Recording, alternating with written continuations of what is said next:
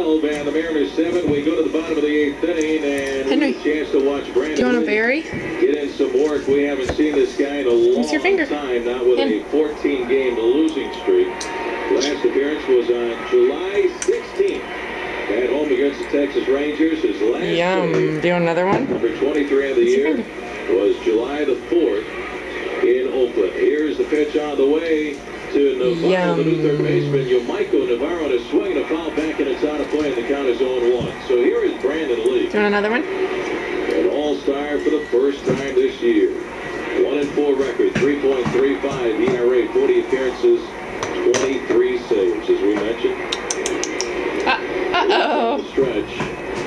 And the right-handers, 0-1 pitch, up and in with a splitter, stayed high and tight, ball 1-1. This is Navarro's first at-bat of the ball game, replacing Youkilis at third base. Age is 174, 1 home run, and 2 runs batted in. Next pitch on the way, strike, 2 called, 1-2.